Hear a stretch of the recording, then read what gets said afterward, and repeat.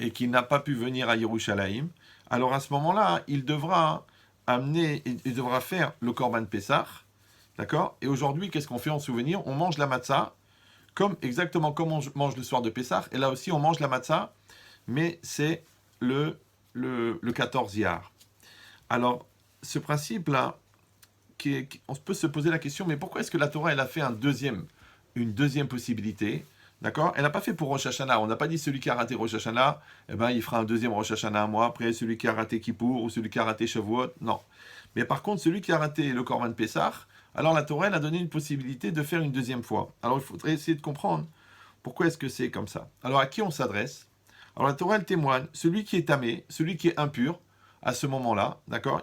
Il voulait faire le Korban Pessah, mais il était impur. Et quand quelqu'un est impur, il n'a pas le droit de rentrer dans le Beth Amikdash, il n'a pas le droit de faire le Korban. Donc c'est reporté un mois après. Ou alors Bederer Rechoka, où il est dans un chemin éloigné.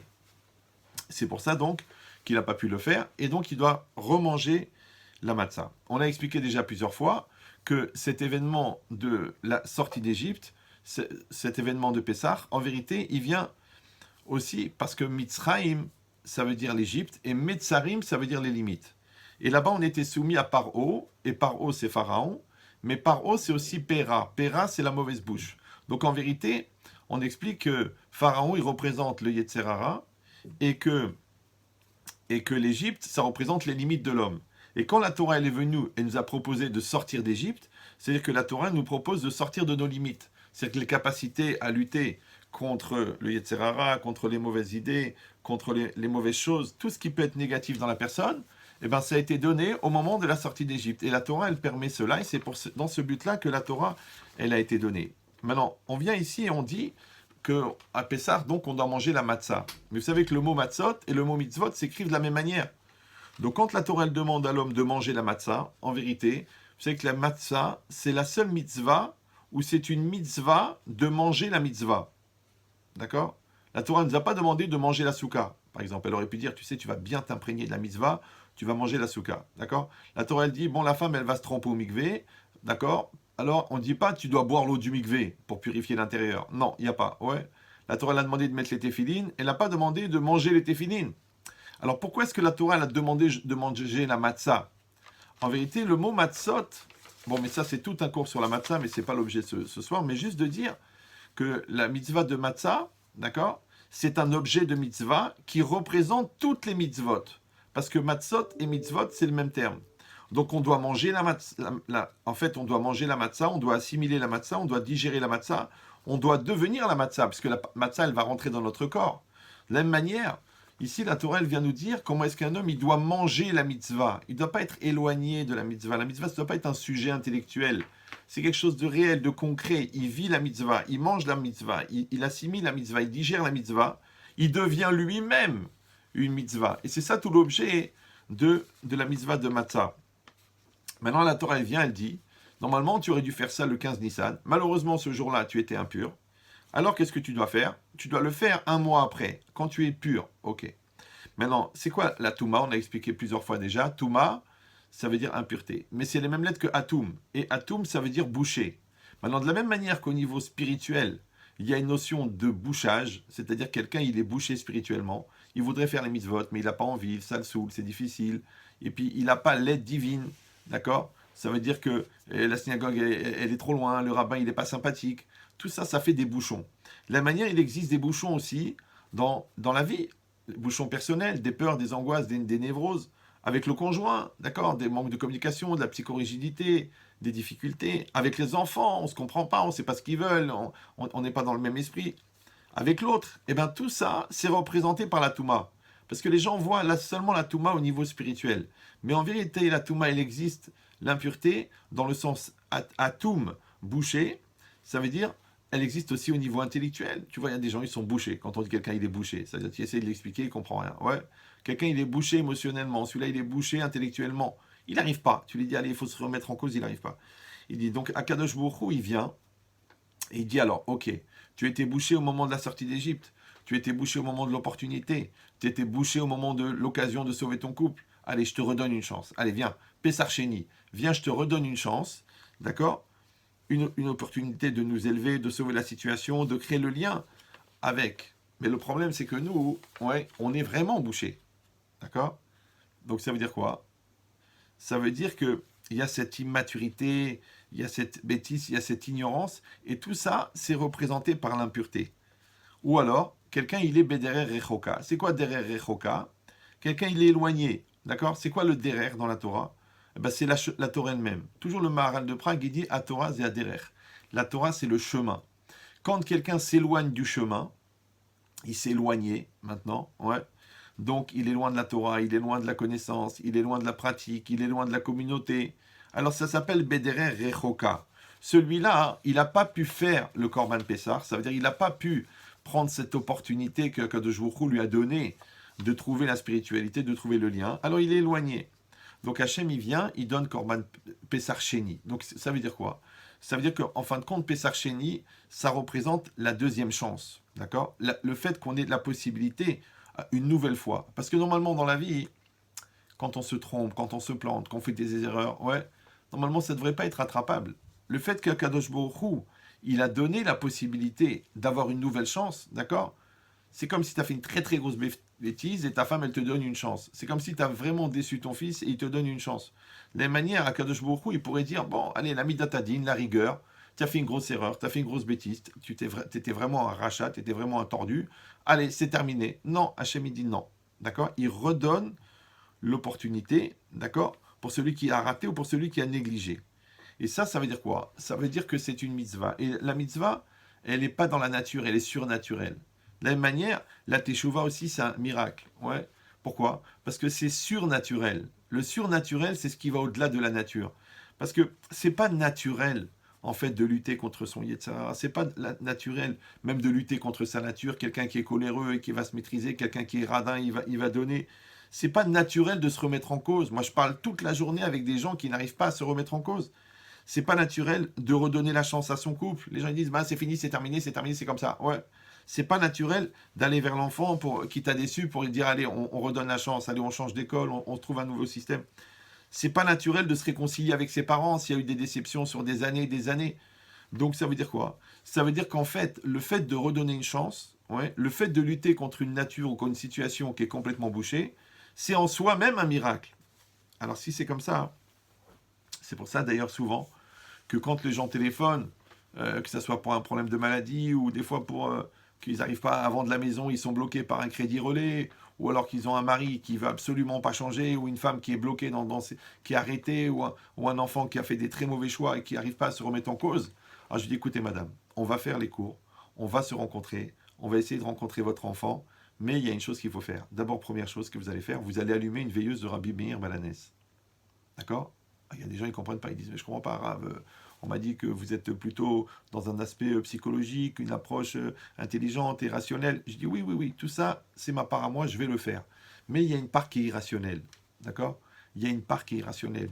Des fois, des femmes, elles me disent écoutez, mais ça fait 10 ans que je dis à mon mari il faut qu'on aille voir un Rav, il faut qu'on fasse quelque chose. Il veut rien savoir, il est têtu. C'est qu'il y a des gens, c'est comme les avions, il n'y a pas de marche arrière. D'accord? Ils n'arrivent pas à se remettre en cause. Je dis écoutez, madame, allumez une veilleuse de Rabbi Meir. Prenez sur vous d'allumer une veilleuse de Rabbi Meir Balanès 30 jours. Des fois, ils me disent, mais je ne suis pas du tout religieux. Alors, comment vous dites Rabbi, Meir, Baal, Anès? Voilà. Ouais, c'est pas évident. Je dis, bon, allez, je suis obligé de leur dicter. Alors, ils vous dites 7 fois la phrase. Et là, des Rabbi Meir, Aneni. Et les gens, ils m'appellent, Ahmed Chitri, mon mari, il a accepté le rendez-vous. Ma femme, elle est OK de changer. Elle est OK d'aller voir le médecin. On a trouvé une solution. On a vendu la maison. Ça veut dire quoi? Ça veut dire que, pourquoi Rabbi Meir? Et c'est vrai que, en vérité, depuis plus de 30 ans, que je suis dans cette occupation-là, j'ai toujours fait appel à Rabbi Meir. Et toujours je disais, mais en vérité, il y avait Rabbi Shimon Bar Yochai, il y a Rabbi Yochanan Ben Zakkai, il y a beaucoup de tzadikim, des tzadikim même qu'on a pu côtoyer. Donc pourquoi Rabbi Meir? En vérité, parce que j'avais toujours le sentiment que ce qu'on demandait aux gens, c'était un miracle. D'accord? Parce qu'en vérité, changer, c'est un miracle. Changer une qualité, c'est un miracle. Changer un comportement, c'est un miracle. Changer une vision des choses, c'est un miracle. Donc j'ai dit pour ça, il faut que ça soit le Rav des miracles. Ouais, c'est le Rav des miracles qui peut faire ça. Rabbi Meir, c'est le Rav des miracles. Parce que c'est des choses qui n'ont aucune logique rationnelle. On a dépassé. Donc qu'est-ce qu'on est en train de dire? On est en train de dire que le fait même en soi que la Torah, elle a donné une deuxième chance, ouais, c'est déjà en soi un miracle, d'accord? Parce que normalement, encore une fois, la vie, normalement, c'est comme l'alpinisme. Eh ben, si tu décroches de la falaise, eh ben, tu tombes, tu meurs. Ouais. Où c'est marqué que on a le droit de s'arranger, on a le droit d'évoluer, on a le droit à une deuxième chance. Ça, c'est pas quelque chose de normal. Ça, c'est Chesed d'Hachem, c'est la bonté d'Hachem. Et ça, en soi, déjà, c'est un miracle. Et si encore plus que la personne, elle est impure, ça veut dire qu'elle a atteint un niveau de blocage, ouais, de blocage complètement irrationnel. Il faut un déblocage irrationnel. Donc il y a le miracle de la Teshuvah. De la même manière, le miracle de la remise en cause. Alors par rapport à ça, hein, j'ai réfléchi en fin de compte que notre mission, depuis 31 ans, avec ma chère femme, Baruch Hashem, qui m'a toujours aidé, secondé, ouais, avec tous les gens qui m'ont aidé, avec tous les miracles qui sont passés, avec ma mère, ouais, avec ma tante, Tata Esther, Bat Flecha, qu'Hachem aussi, il lui envoie un soulagement pour ses difficultés. Eh bien, tout ça, ça a été toujours dans une logique, en fin de compte, de redonner la chance. Parce qu'en fin de compte, moi j'étais tranquille, j'étais à la yeshiva, j'étais au kollel, j'étudiais bien, j'étais bien. Qu'est-ce qui m'a pris maintenant d'aller vouloir diffuser maintenant, d'aller vouloir transmettre? Il dit d'essayer de redonner la chance, par exemple, à des gens qui n'ont pas connu la Torah. Voilà, j'ai des gens aujourd'hui qui suivent des programmes, qui travaillent sur des sujets, qui évoluent. Ils me disent, mais Rav, c'est compliqué. Je dis, mais c'est normal, tu essayes de faire 15 ans de yeshiva en un an.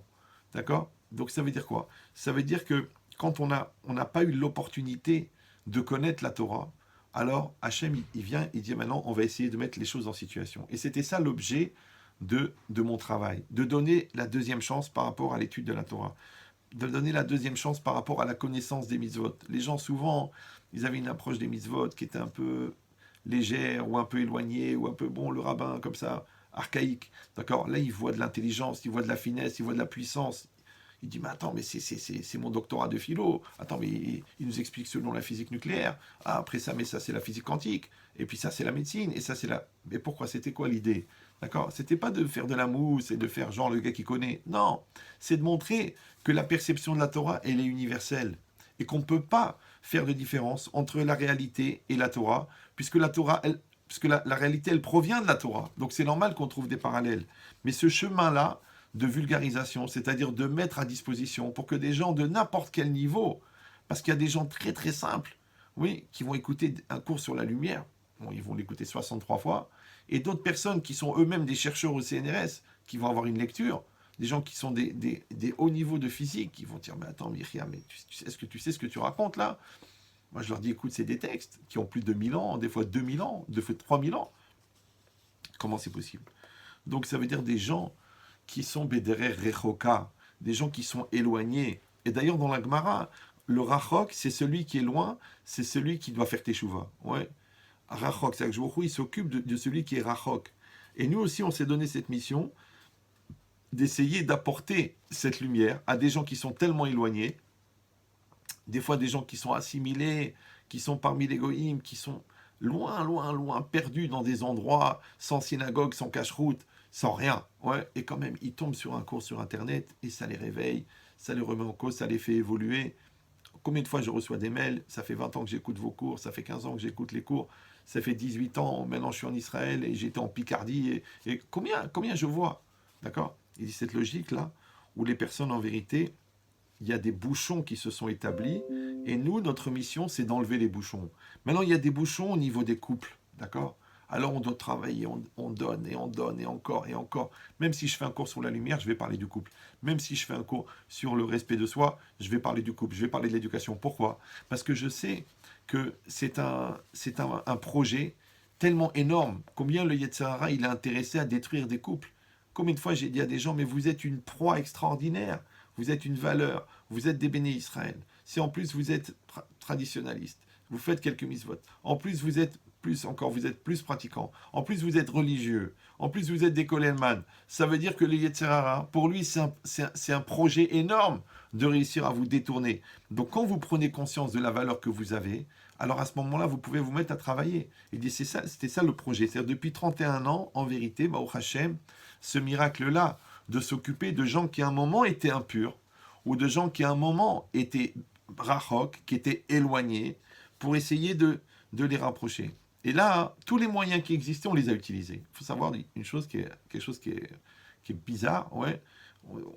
on est passé des cassettes audio, cassettes vidéo, les vieilles VHS comme ça, les grosses, ouais, des CD, des DVD, on est passé par les radios juives, par Internet, par Facebook, par YouTube, par les plateformes, par Spotify, par Twitter, par SoundCloud, par tout ce qui existe. Les gens ils me disent, mais rien, mais nous, on n'ose même pas rentrer, et toi tu es déjà dedans. Je dis, pourquoi? Si on peut encore donner un juif, si on peut encore réveiller, ouais, combien de fois dans le train, dans l'avion, dans la queue pour monter à l'embarquement, dans le TGV, des gens ils viennent me voir, ils me montrent leur téléphone, ils me disent, ah, regardez, je suis en train de vous écouter, regarde, des juifs, des non-juifs. Donc ça veut dire quoi? Ça veut dire que quand c'est toujours, et c'est ça, c'est un vrai travail, quand c'est toujours fait dans un esprit positif, d'accord, et toujours à l'esprit de dire, on redonne la chance. Parce que c'est sûr qu'on pourrait désespérer. On dit, mais il connaît rien. Le gars, il est jeté, il est perdu là-bas. Va savoir, des fois, il y a la drogue. Des fois, il y a des fragilités psychologiques. Des fois, les gens, ils ont subi des choses. Tu pourrais dire, laisse tomber. Écoute, tu sais quoi, il va finir à l'asile. Non, il dit, cette idée-là, qu'on vient et on donne la chance. Quand j'ai écrit ça, j'ai pensé, j'ai dit, peut-être l'association, au lieu de l'appeler Mekordat, on aurait dû l'appeler Pesarcheni, en fin de compte. C'est la deuxième chance. C'est-à-dire la possibilité, d'accord, de pouvoir donner encore et donner encore. Jusqu'à aller maintenant, on a été jusqu'à maintenant dématérialisé. Vous voyez, ce Covid-là, il a fait malheureusement beaucoup de malheur. Ok. Et en même temps, il a fait beaucoup de choses. Les gens avaient plus de temps. Les gens ne travaillaient pas. Les gens étaient à la maison. Les gens, ils avaient plus de temps pour écouter, plus de temps pour étudier, plus de temps pour se remettre en cause. Le couple lui-même, il a été mis beaucoup à l'épreuve. Vous savez, avant, j'avais la chance de pouvoir voyager. Donc, j'avais beaucoup d'heures de train, beaucoup d'heures d'avion. Maintenant, il n'y a plus de voyage. D'accord? C'est fini. Miami, Los Angeles, New York, ouais, Lyon, Marseille. Des petits voyages comme ça. Mais il n'y a plus les grands voyages. Du coup, il y a plus de disponibilité. Et la disponibilité, comment ça s'appelle en français? Ça s'appelle la capacité de répondre au téléphone. Donc, je ne vous dis pas l'épidémie de téléphone qu'il y a eu pendant le Covid. Et c'était une double peine. Parce que les cours, parce que ça a l'air comme ça, c'est sympathique. Il y a un cours le mardi soir, il y a un cours le mercredi, des fois il y a un cours le dimanche, il y a un cours le jeudi, il y a un cours le matin, il y a un cours l'après-midi. Les gens ils me demandent, mais vous dormez jamais? D'accord? Mais je vais vous dire une chose, je vous le dis à vous parce qu'on est entre nous, d'accord? J'ai fait 180 conférences cette année, d'accord?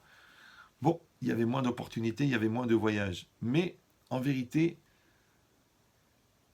chaque conférence, elle me fatiguait 2 fois plus. Parce que vous savez, je parlais devant 3 téléphones, d'accord? Quand il y avait le Zoom, il y avait 3-4 personnes dans le Zoom, 10 personnes, 20 personnes, 30 personnes. Le reste, ils étaient sur Facebook, sur YouTube. Et c'est épuisant de parler devant des écrans. C'est 2 fois plus fatigant qu'une conférence normale. D'ailleurs, je finissais la conférence, j'étais fatigué. Vous savez, à la fin, je lis les noms des gens pour qui on l'a dédié, les gens malades, les gens qui sont décédés. Je peux vous dire, je vous le dis à vous parce que vraiment on est en famille, ouais, je peux vous dire que des fois j'avais même plus la force de parler. Parce que la conférence devant des écrans, c'est épuisant, ça n'a rien à voir. Il n'y a pas l'échange avec le public, il n'y a pas les rires, il n'y a pas les gens qui renvoient des vibrations, il n'y a pas d'émotion, il n'y a rien. Tu es tout seul dans ton bureau en train d'essayer de donner la pêche. D'accord? Bon, évidemment, il y a des petits mots, les gens dans le chat, ils mettent merci beaucoup, bravo, ça nous fait du bien, je vous écoute en Corrèze et je vous écoute à Taipei en Chine et je vous écoute en Australie, bonjour de la Guadeloupe, bonjour de Los Angeles, ça fait plaisir, mais ça n'a rien à voir au niveau échange avec les personnes, de voir le public en face. Donc c'est pour vous dire que c'était 2 fois plus fatigant. Mais moi aussi j'ai réfléchi, pourquoi le bon Dieu il fait ça? Ouais. Quelque part, c'était un peu facile. Quand il y a le public, il y a les gens, il y a une dynamique extraordinaire. Là, il n'y a pas. Là, il n'y a pas. Tu veux faire la mitzvah? Tu fais la mitzvah. Ouais, comme des fois, genre, quand il y avait des conférences qui étaient organisées, et la personne qui avait organisé, elle s'était plantée. Elle n'avait pas mis d'affichage, elle n'avait pas prévenu la synagogue. Et moi, j'arrivais, je trouvais 3 personnes, 4 personnes. Mais l'avait Malka, 4 personnes. Ouais. Alors moi, je vois ça. Maintenant, je vais faire une conférence d'1 heure et demie. Il y a 4 personnes. J'avais des nerfs qui montaient comme ça. J'ai dit, tu sais quoi? Je vais leur donner un CD à chacun. Je leur dis, voilà, je vous offre le CD. C'est payant normalement. Là, je vous l'offre. Parce que pourquoi je vais me fatiguer? Je vais m'esquinter. Dans ma tête, je me suis dit, je vais faire ça. Je leur donne le CD, je m'en fais. Je dis, non, Iria, non seulement tu pars pas, mais en plus, tu fais un cours encore meilleur. Ouais. Et là, le cours d'1 heure et demie, il durait 2 heures, 2 heures moins quart, 2 heures, 2 heures et quart, 2 heures et demie, exprès. Pourquoi? Pour casser la mida de dire, tu fais un bon cours parce qu'il y a du monde. Non, c'est pareil. 3 personnes, 1 personne, 100 personnes, 1000 personnes. Je peux vous dire que c'est dur. Parce que c'est bien de parler en théorie comme ça. Ouais, de toute façon, les Shem Shamaïm. Non, non, non, mais quand tu es devant une salle vide et que tu en as 2 qui dorment sur 3, tu dis, dommage, je ne suis pas mort hier. Bon, c'est une expression. D'accord. Et ben c'est exactement pareil. Il dit ça de dire non. Et ben c'est pareil. Le Covid, là, d'un côté, il prend beaucoup, beaucoup d'énergie. Mais d'un autre côté, au fond, c'est une chorma. Pourquoi? Parce que justement, les gens, avec la peur de la maladie, avec la peur de la mort, avec les deuils qu'ils ont entendus, avec la perte de travail, avec les magasins qui sont fermés, en vérité, ils sont dans une perte d'énergie eux-mêmes. Donc, Akadosh Baruch Hu, il a trouvé un système technique, ouais, où on va mettre plus d'énergie pour compenser un plus grand vide. Donc, moi, dans ma tête, je me disais, mais attends, ça m'épuise. D'accord? Mais après, c'est quoi? C'est le résultat. C'est de voir les gens, comment ils évoluent, comment les gens ils grandissent, comment les gens ils apprennent, comment les gens ils sont intéressés. Et grâce à ça, Baruch Hashem, avec ce système, on a dû mettre en place des systèmes numériques. Ça veut dire que le pack Shalom Païk, le pack éducation, le pack de travail sur soi, on les a mis en numérique. C'est-à-dire que les gens, maintenant, ils reçoivent directement par email. Le kit de survie, combien j'en ai envoyé? Des centaines. Des gens qui disent on n'en peut plus, Ramen Chetrit c'est terminé, qu'elle s'en aille, je ne peux plus la voir. Je dis mais quoi, vous avez des problèmes de cécité? Non. Alors il fallait envoyer un programme, d'accord? Avec des vidéos, avec un programme de comment faire, où faire. Et les gens ils travaillent. Bon, Hachem. Des kits de préparation au mariage. Des jeunes Ratanim, ils m'appelaient pour une bracha. Je fais non, il n'y a pas de bracha. Voilà le programme, tu écoutes ça. Après il m'appelle, Ramen Chetrit, ça se passe très bien, ça fait 1 an qu'on est mariés, ça fait 6 mois qu'on est mariés. Mais c'est des miracles. Pour un email, ça veut dire c'est le temps de préparer, mais le temps d'envoyer. Et combien de packs joie aussi, de packs jeunes. Ouais, vous allez voir dans le film, j'ai eu l'occasion plusieurs fois dans l'année de faire des conférences à des terminales. Qu'est-ce que je faisais à la fin du cours? Je disais, voilà, celui qui veut, je donne un programme gratuit, vous le recevez par email, un espèce d'accélérateur de maturité. D'accord? Mais combien de centaines qui ont envoyé? Je leur ai dit, vous n'avez rien à faire, vous marquez programme, je sais ce que c'est, j'envoie. Ouais, et après, ils m'écrivent 1 semaine après. Ramen Chetrit. On a fait dans une école au Tsaratora. Vous allez voir dans la vidéo. Une vidéo comme ça, 1h30. Ouais, 170 000 vues. D'accord? Maintenant, je ne vais pas vous mentir. Il n'y a pas que des Juifs qui l'ont regardé. D'accord? Des Arabes, ils me téléphonent, ils m'envoient des textos. Mes filles, elles regardent. Je les oblige à regarder. Ça leur apprend la pudeur, ça leur apprend la maturité. Mon fils, il s'est remis au travail. Mon petit Christophe, il a évolué, il a pris conscience de sa maturité. Bon, ça veut dire quoi? Ça veut dire que, Baruch Hashem, non seulement que ça produit des effets, et qu'il y a une soif énorme, mais en plus de ça, que ça fait même un Kiddush Hashem. Parce que quand des non-juifs, ils voient la chorma de la Torah, ils voient l'intelligence et la puissance du raisonnement, eh ben ça peut rattraper quelques erreurs, malheureusement, qui sont faites par des gens perturbés dans la communauté. Donc ça veut dire quoi? Ça veut dire qu'en fin de compte, Akadosh Baruch Hu, il a baissé d'un côté, parce qu'il a enlevé les salles, il a enlevé les synagogues, il a enlevé les séminaires, il a enlevé les Shabbats pleins. C'était très très dur, mais il a compensé d'une autre manière. Donc maintenant, après, c'est à nous de savoir que cette période-là de Covid, en fin de compte, cette période d'incertitude, de peur, de tension, au niveau personnel, au niveau des couples, au niveau des gens, combien de fois les gens ils m'appellent? Est-ce qu'il faut se faire vacciner, pas vacciner? Comment on fait pour la LIA? Comment on fait pour ça? Est-ce que ça vaut la peine de partir? Qu'est-ce qui se passe au niveau de mon travail? Donc les gens, en fin de compte, ils ont cette problématique-là. Et il a fallu donner à chacun. Mais ce message, en fin de compte, parce qu'une conférence, c'est pas simplement une transmission de connaissances. C'est beaucoup d'énergie déjà. Beaucoup d'énergie, beaucoup de joie. Et beaucoup de émouna. Et beaucoup d'élasticité, c'est-à-dire de capacité à se remettre en cause pour que les gens ils puissent aller dans ce sens. Et au Hachem, il m'a donné la force et la santé pour réussir à le faire. J'espère pouvoir continuer à le faire. Mais d'un côté, c'est une expérience extraordinaire. D'un autre côté, ça génère, en fin de compte, plus un appel d'air. Vous voyez que les gens, ils veulent encore plus de réponses, qu'ils veulent encore plus de rendez-vous. C'est-à-dire que moi, je leur dis, mais tout est dans les cours. Mais eux, ils veulent que je m'explique le pourquoi, le comment, qu'est-ce qui se passe avec leur femme, avec leur fiancé, avec leur mari, avec leur père, avec leurs frères, avec leurs adolescents. Il dit donc, c'est pour ça que j'ai été maintenant encore plus loin. Au Hachem, j'ai déjà formé 2 personnes, 2 femmes, parce que la difficulté souvent, après, au niveau des couples, c'est d'avoir le suivi. Maintenant, ce sont 2 personnes qui ont une formation en psychologie et tout, qui sont très compétentes, et c'est elles que j'envoie les couples vers eux après que j'ai fait moi le premier rendez-vous, que j'ai donné le programme, que j'ai lancé la chose, et c'est fait. Après, il y a une deuxième, c'est des gens qui sont en Israël et en France, mais ils peuvent faire le suivi n'importe où dans le monde avec Internet. Il y a une deuxième initiative aussi qui a été mise en place, à part toutes les conférences bien sûr. C'est une formation au collège de Flandrin, à Paris, avec 13 avrechim, 13 personnes sont des gens qui ont au minimum 7 ou 8 ans d'études, d'accord, des gens qui sont très compétents, eux-mêmes qui ont déjà enseigné, pour pouvoir les former, pour être capables de transmettre ensuite et pour aider, mais dans le même esprit, c'est-à-dire d'étudier la Torah, mais dans un esprit de faire travailler la personne sur les midotes. Ouais, c'est pas tellement évident chez les moins religieux et c'est aussi chez les religieux qu'il y a un gros travail à faire. Et en parallèle, on a fait la même chose en Israël, Baruch Hashem, avec mon fils le Rav Yedidia, par rapport à des Avrechim qui, eux, là-bas, sont en Israël et qui font le même travail avec des gens qui habitent sur place. Et aussi, bien sûr, on a continué à participer à l'évolution de la yeshiva, les Bachurim sur place, qui travaillent, qui étudient le moussar, c'est-à-dire la pensée juive et la morale par rapport à mon couple, à mon couple, par rapport à mon livre, d'accord. Donc, tout ça pour vous dire que cette année, ça a été une année extraordinaire. Bon, épuisante, mais extraordinaire.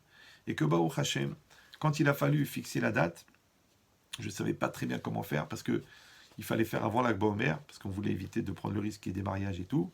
Donc moi, j'avais choisi le 28, ou le 29, je ne me rappelle plus, avril. Après, quand j'ai parlé avec David, il m'a dit, bon, peut-être c'est mieux en début de semaine, peut-être. Et la vérité, bon, finalement, j'ai choisi cette date, le 26 avril, mais j'ai pas fait attention, à l'époque, j'avais pas fait attention, que c'était Pessar Sheni et que c'était la Iloula de Rabbi Meir Balanès. C'est-à-dire qu'Akadosh Baruch Hu nous a amenés exactement là où on devait être. D'accord. C'est pour ça que ce soir, Bezrat Hashem, on va être associés, parce que moi, de toute façon, je vais continuer à travailler, je vais continuer à produire de la Torah, à produire de l'évolution, Bezrat Hashem, à amener de la joie.